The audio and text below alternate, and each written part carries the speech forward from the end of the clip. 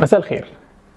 ناس كتير احتارت في مصطلح خمسينة، والخمسينة دي بكل بساطة هي كوباية شاي صغيرة أو نص كوباية شاي كبيرة، أو الناس الكبيرة بيقولوا على كوباية الشاي الصغيرة بعد سن الخمسين إنها خمسينة. بس لا خلاف عليه إن كوباية الشاي الخمسينة هي أحلى كوباية شاي ممكن تشربها، ويا سلام لو فيها نعناع شوية. عشان كده احنا هنبدأ نتكلم النهاردة على الترند، مصطلح انتشر واتعرف وناس كتير بقت تقوله، وده المقابل لفكرة الترند. الترند ناس كتير قوي بتتكلم عليه، ناس كتير قوي بتتفاعل عليه، ناس كتير قوي بيستخدموه حتى في الماركتينج. عشان كده انت محتاج تفهم اصول الترند، ومحتاج تعرف ازاي تستغله، ومحتاج تعرف انواعه. عشان كده في الفيديو ده هنبدأ نتكلم شوية على فكرة الترند، وازاي الترند بدأ، وايه انواع الترندز اللي انت ممكن تستخدمها. الترند بقى واخد حيز كبير جدا جدا من اهتمامنا وكمان تفاعلاتنا على السوشيال ميديا. عشان كده انت محتاج تفهم نوع من انواع الترندز اللي الناس دلوقتي ممكن يكونوا بيستخدموه. بس احنا مش هنتكلم على النوع، احنا هنتكلم على التكنيك او الطريقة نفسها. احنا عندنا طريقة من طرق التسويق اسمها اومني تشانل ماركتنج، ودي طريقة عبارة عن بكل بساطة ان انا ازاي اعمل لينكينج ما بين كل الادوات بتاعتي مع بعضها. يعني مثلا انا عندي اونلاين ستور، وعندي اوفلاين ستور، وعندي كمان بيج على فيسبوك، عندي اكونت على انستجرام، عندي بيج على لينكد ان، عندي تواجد على السوشيال ميديا بشكل عام، وعندي فيزيكال ستور، وعندي اونلاين ستور. يعني من الاخر كده معايا ادوات كتير قوي.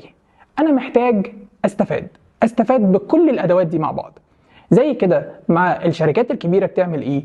بتنزل لك بوست على فيسبوك وتقول لك استخدم الكوبون ده من على الستور بتاعي واطلب الاوردر بتاعك عشان تاخد خصم 20%. فهي بكل بساطة حركتك من السوشيال ميديا للاونلاين ستور بتاعها علشان تحقق ترافيك وتطلب الاوردر بتاعك من الاونلاين ستور.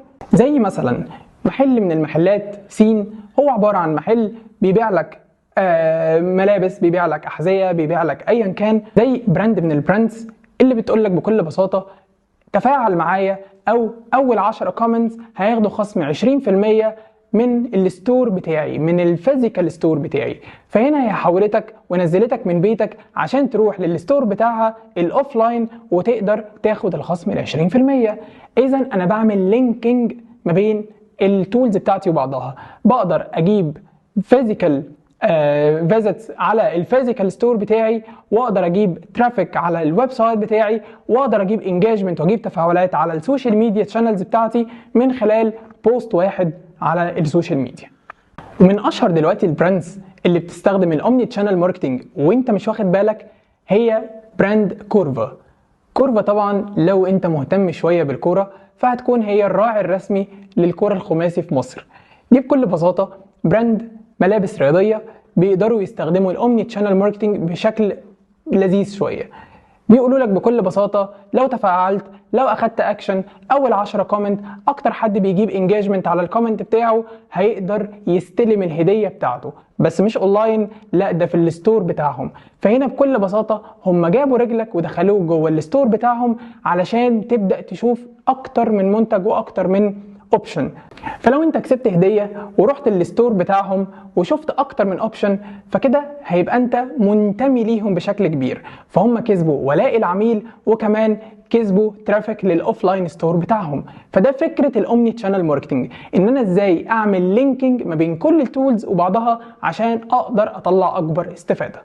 الخلاصه، لو انت محل ولسه بتفتتح، او حتى عندك ستور بالفعل وعايز تزود عدد الترافيك اللي عليه، فبكل بساطة استخدم تكنيك اسمه اومني تشانل ماركتنج اللي تقدر من خلاله تزود الفيزيكال ترافيك على الفيزيكال ستور بتاعك.